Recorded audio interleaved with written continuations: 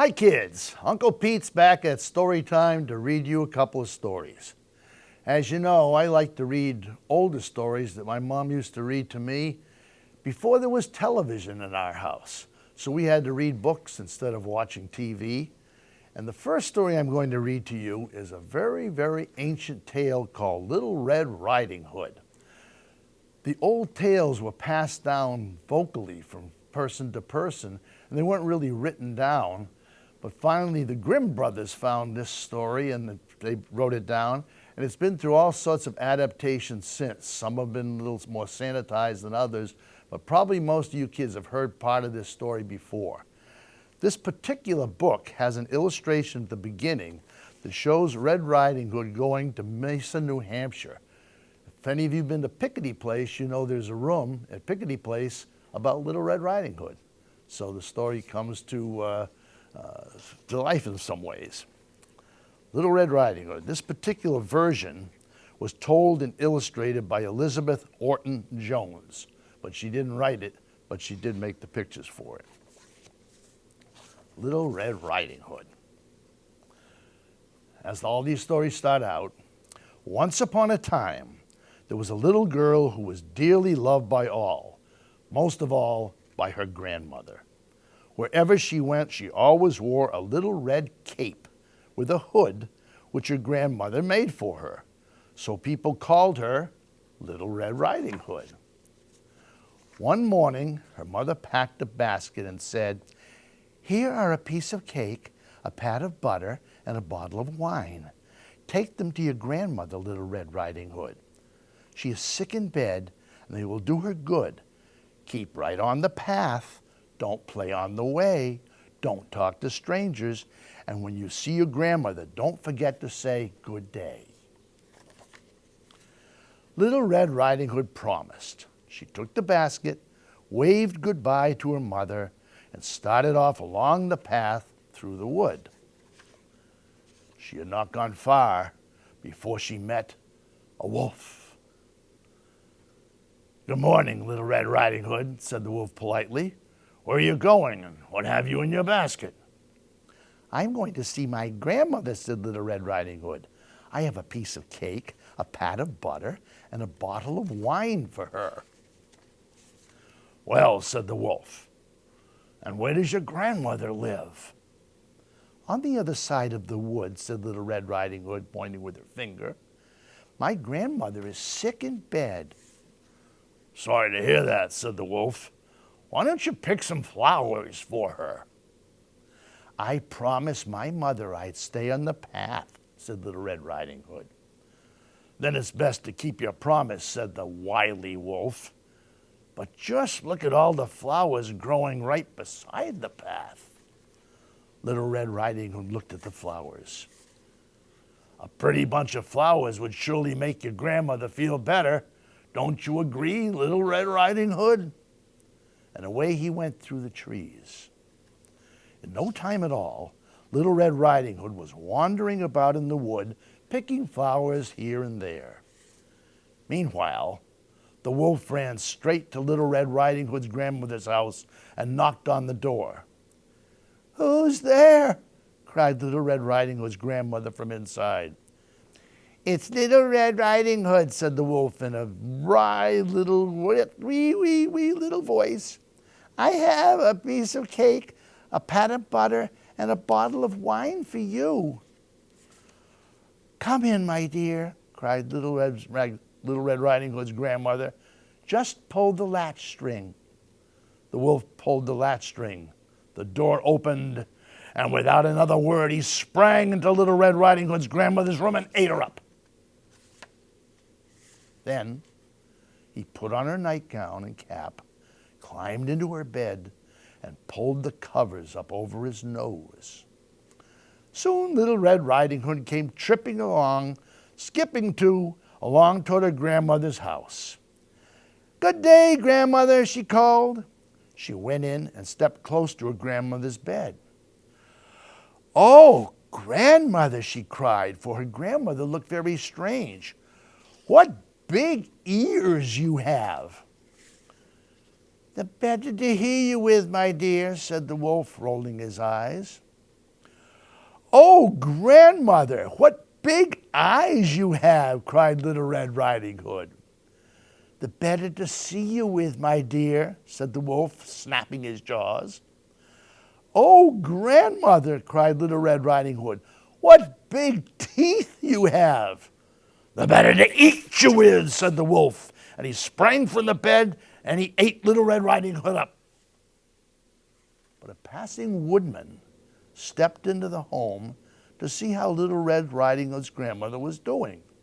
And when he saw the wolf, he said, "Aha! I found you at last, you wicked old rascal."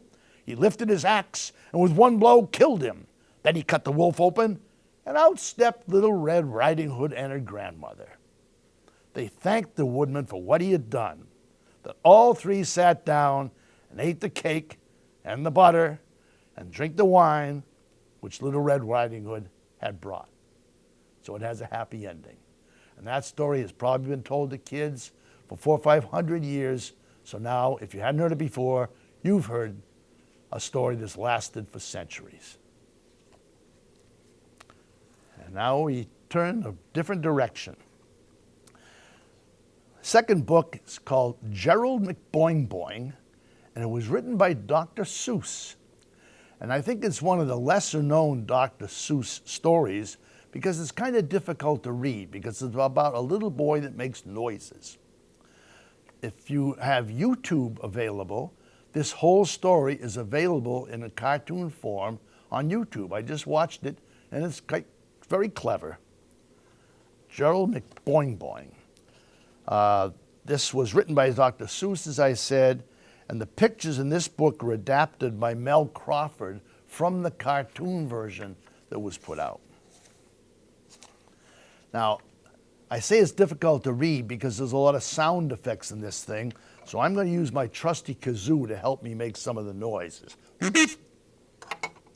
This is the story of Gerald McCloy and the strange thing that happened to that little boy. They say it all started when Gerald was 2. That's the age kids start talking, at least most of them do. Well, when he started talking, do you know what he said? He didn't talk words, he went instead. "What's that?" cried his father, his face turning gray. "That's a very odd thing for a young boy to say." And poor Gerald's father rushed to the phone and quick dialed the number of Dr. Malone. "Come over fast," the poor father said. "Our boy can't speak words, he goes instead." "I see," said the doctor. "It's just as you said. He doesn't speak words, he goes instead." There's no cure for this. I can't handle the case." And he packed up his pills and walked out of the place. Then months passed, and Gerald got louder and louder. Then one day he went like a big keg of powder. It was then that his father said, "This is enough. He'll drive us both mad with his terrible stuff. A boy at his age shouldn't sound like a fool. He's got to learn words. We must send him to school." So Gerald marched off, an obedient creature. But he soon was back home with a note from his teacher. "From Public School 7 to Mrs. McCloy, your little son Gerald's a most hopeless boy. We cannot accept him, for we have a rule: the pupils must not go in the school. Your boy will go all his life, I'm afraid. Sincerely yours, Fanny Schultz, teacher, 1st grade." And as little Gerald grew older, he found when a fellow goes, no one wants him around. When a fellow goes, he won't have any friends. And when he said, all the fun ends. "Yeah, they all shouted. Your name's not McCloy. Your name's Gerald McBoing, the noise-making boy." Poor Gerald decided that he had no place at home, in the school, in the whole human race. And so he concluded that, drear and forlorn, he would just disappear in the thick of a storm. But As he was boarding a slow-moving freight, a voice from the darkness called out, "Stop, boy! Wait! Aren't you Gerald McBoing Boing, the lad who makes squeaks? My boy, I have searched for you many long weeks. I can make you the most famous lad in the town, for I own the Bong Bong Bong radio station. I need a smart fellow who can make all the sounds, who can like a dog and like a hound. Your gong is terrific. Is inspired. Come to Bong Bong Bong, McBong Bong. You're hired." Now his parents, proud parents, are able to boast that little Gerald's is heard coast to coast. Now Gerald is rich. He has friends. He's well fed. Because he doesn't speak words, he goes instead. And kids, get your folks to get a hold of this book. And when they're reading it to you, you make the sounds that Gerald did. It's lots of fun. My brother and I used to do it all the time, try to outdo each other, to be the most bongy kid in the town. So long from Uncle Pete. Stay in school and enjoy it. Good night. Well, hello everybody. Here we are again, waiting to be read to. So I have two selections today. One is titled Company's Coming, and the other is titled Company's Going, which is, even as it says on it, the long-awaited sequel. The author is Arthur Yorings, and the illustrator is David Small. So let's read these, see who's coming, see who's going, and see what hilarity will ensue. We shall begin. On the day, Shirley had invited all of her relatives to dinner, and Mo, her husband, was pleasantly tinkering in the yard.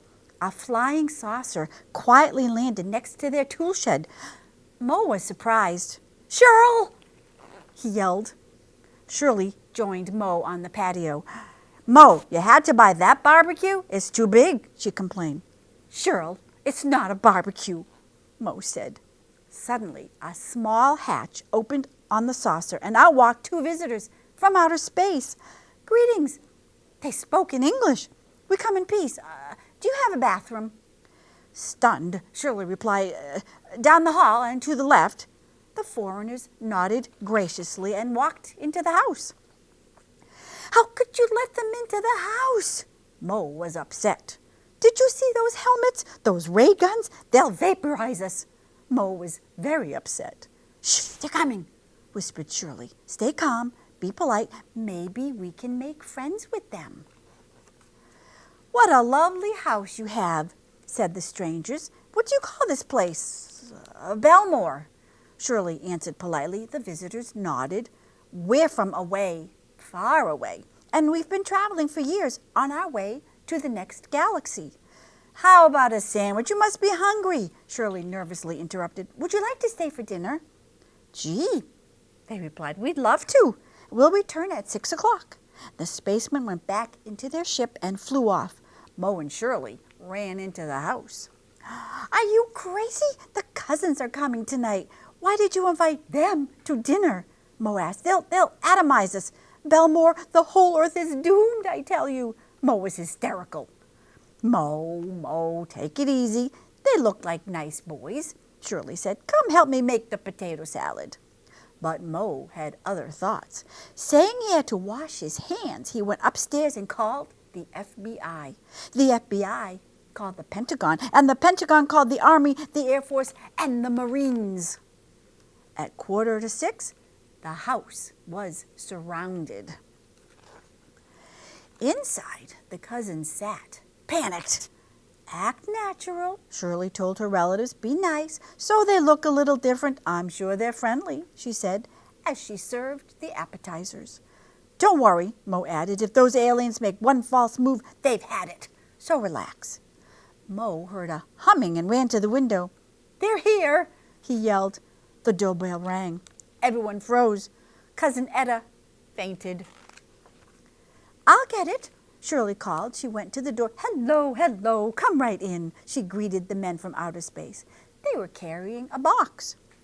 How about a drink? Some soda? Are you tired? It's getting late. If you leave right now, you won't miss the traffic. Mo tried to usher them out.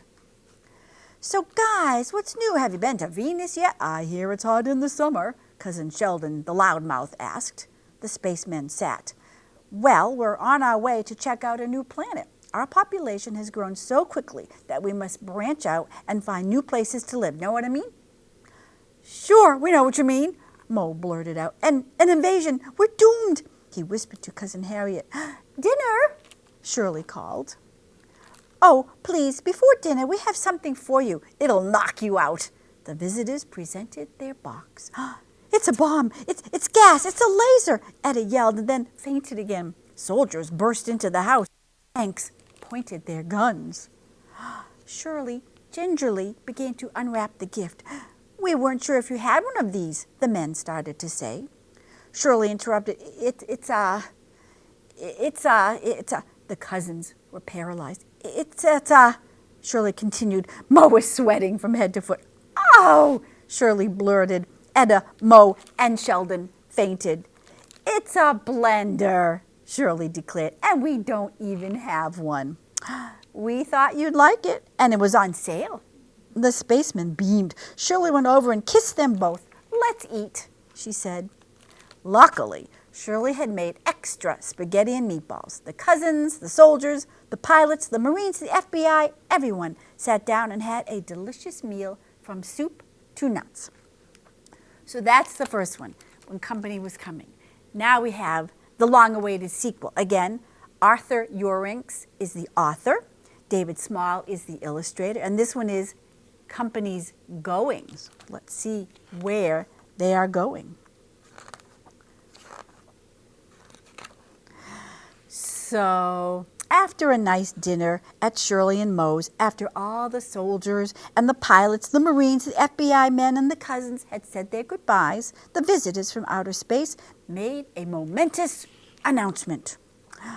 Mo and Shirley from Earth, they spoke. We have traveled across the great, vast sea of space, past black holes, through wormholes. We've seen galaxy after endless galaxy. But those are the best meatballs we ever tasted. You should taste your pot roast, Mo said. Humans from Belmore, the spaceman continued. We have chosen you to cater our sister's wedding. Ah, Shirley exclaimed. But Mo tried to speak. We'd be delighted, Shirley said as she served some cold drinks. And where will the happy occasion take place? She asked. Our new planet, said the spaceman, the planet next to. Next to? Mo stuttered. Where's next to? Mo looked upset. Next to Uranus, they answered. Mo was upset. Oh, I love Uranus, said Shirley. Not that we've ever been there before, but I hear it's very nice. Then it's settled, the spaceman declared. We'll pick you up tomorrow at 8. Thank you, Mo and Shirley. The two guests made their cheerful farewells and left. But Mo was not cheerful. Later that night, as Shirley packed his socks and underwear, he fumed. Shirl, do you know where Uranus is? So it's a little far, said Shirley. You'll take a magazine. But Shirl, an alien wedding? It could be dangerous, asserted Mo. We survived your cousin Harriet's wedding, didn't we? Shirley said. We're going, and that's that. In the morning, at 8, a flying saucer landed in Mo and Shirley's backyard.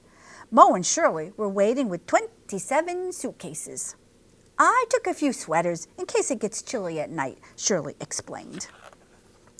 Well, Mo and Shirley boarded the saucer, and with considerable strain, it lifted off toward outer space. They had barely passed the moon when Mo asked, Are we there yet? We just left, said the spaceman. Oh, said Mo. Well, do you have any peanuts? Mo, Shirley interrupted. You eat too many nuts. Here I have tuna fish, a jar of pickles, some potato chips, coleslaw, a piece of chicken, some delicious herring from Murray's. They have the best fish, a meatloaf, sandwich, and cake. Mo picked at the chicken, but he wasn't really hungry. He was worried, very worried.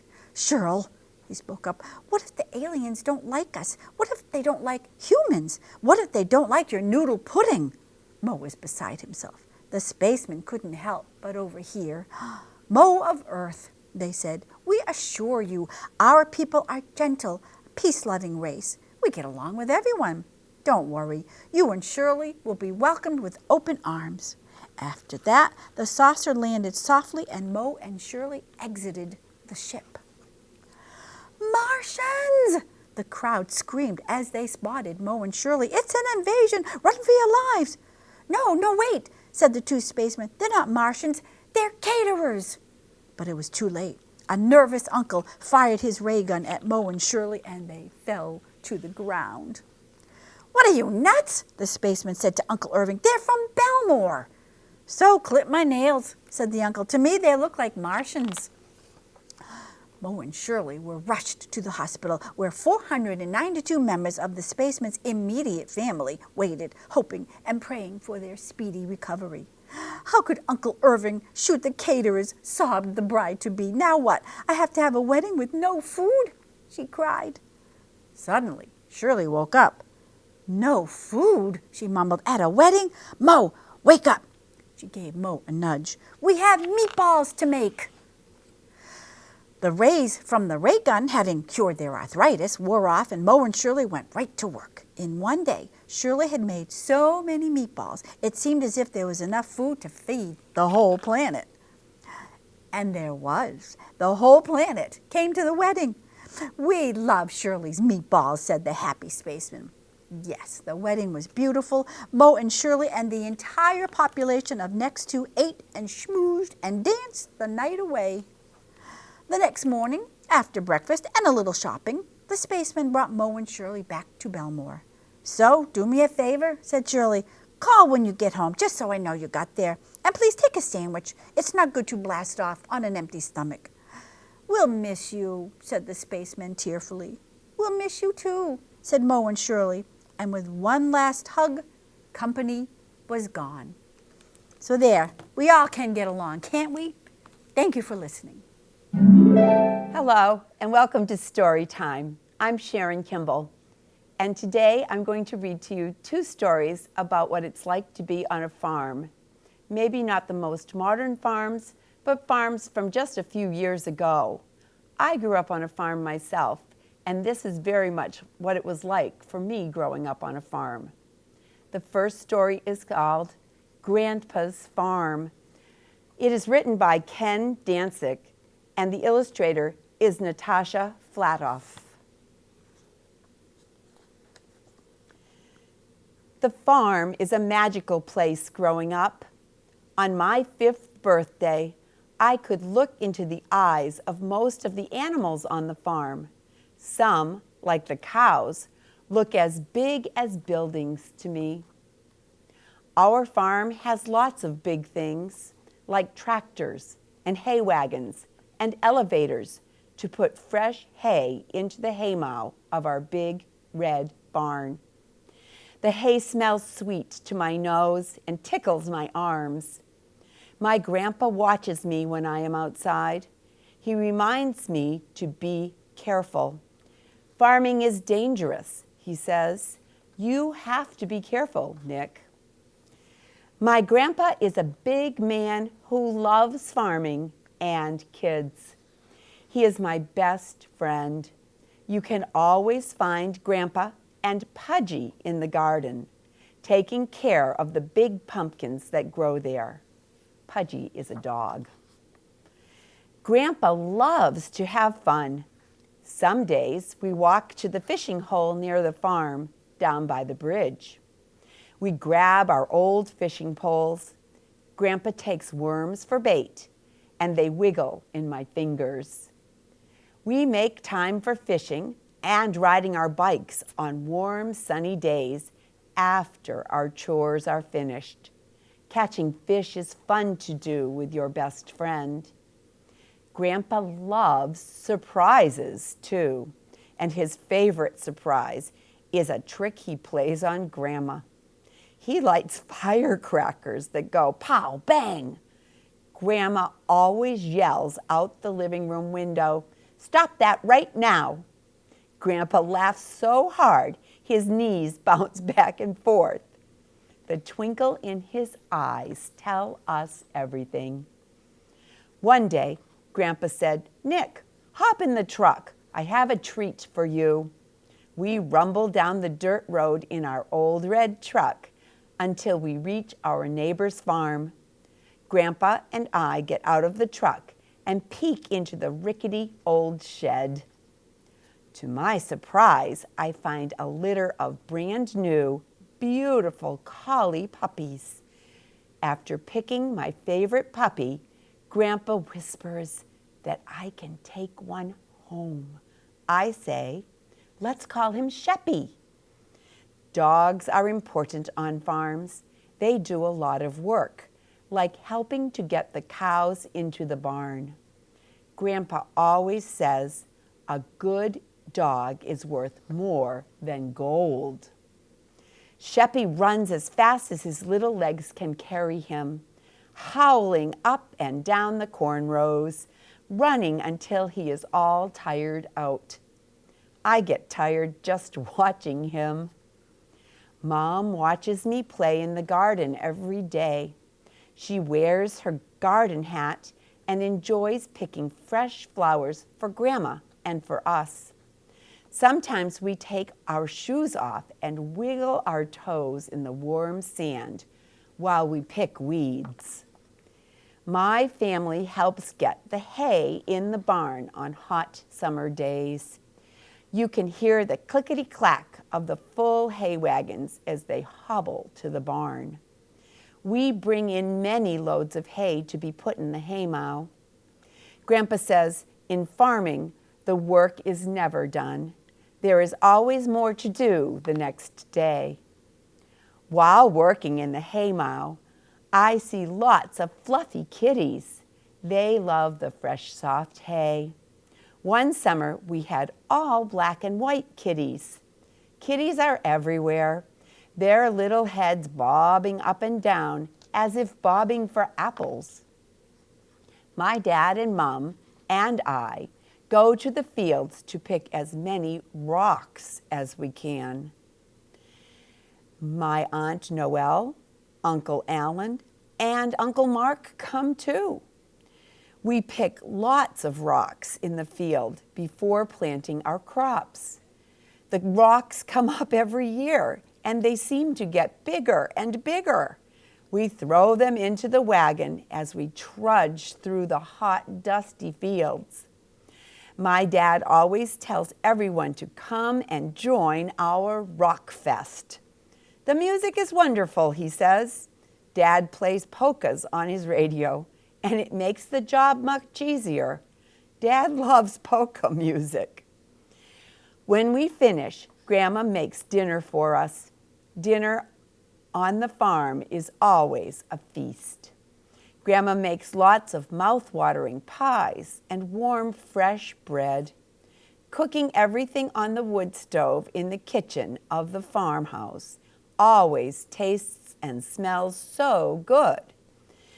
When we are all together, we fill the kitchen very fast, but there is always room for one more. Uncle Mark's days are very long on the farm. He is just finishing up the evening milking. The barn is still very quiet and very still, and the cows are all content with their evening feed. Uncle Mark knows morning will come all too soon. At dusk, the magic of the farm begins to close in around us. The cows are marching slowly across the pasture toward the fresh grass. Tomorrow will bring more chores, more magic, and more memories with my family. The end. I have lots of these same family memories growing up on a farm, like picking rocks and getting all dusty with the hay and smelling good food, and my dad always inviting one more to come in and eat with us. I hope you enjoyed Grandpa's Farm.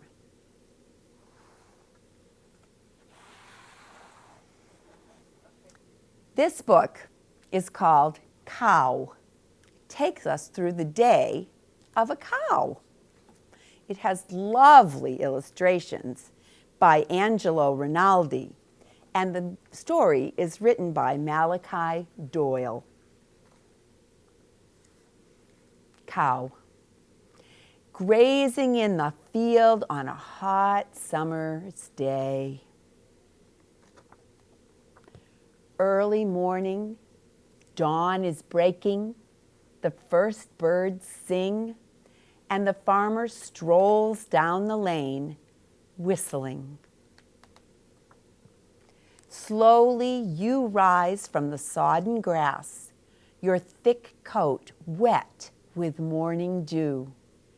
Big and heavy, you amble to the gate, full udders swinging between your legs. Past the sheep resting in their field, the pigs dozing in their pens, the gander keeping guard, and the farmhouse where the children sleep. Your hooves click on the floor of the yard, the gate opens, and you enter the stall. Food drops in front of you, and you bend to eat. Gently, the farmer cleans your udders and puts tubes on your teats. Milk is sucked out, rich, warm, creamy milk. Then you wander back to the field, past the house where the children are rising, past the coop where the chickens are laying. You tear the grass and chew the cud, rolling your mouth from side to side, pushing your food with your thick, wet tongue over and over for hours. The school bus comes for the children, the tanker arrives for the milk, and slowly the morning passes. The day warms up, and your breath comes hot and heavy from your broad, wet nose. You wander down to the river and take a long drink of the cool, clear water. As the midday sun blazes, you rest in the shade of the oak tree and close your deep, dark eyes. Your ears twitch to clear the flies from your face. You swish them from your back with a long, bushy tail. The hot afternoon drags on, and the bus returns. The children come to swing from the tree, out over the river, and splash into the river. Later, you will wait by the gate to be first in line, your milk-full udders aching. Lowing deeply as the farmer appears, pressing forward to the cool parlor at last. You're back in the field. The sun has gone, the flies have flown, and the long, hot day draws to an end. You graze, you chew, and you rest. It's hard work being a cow. And that's the end of the day of you being a cow. I hope you enjoyed Cow. Welcome again to Storytime.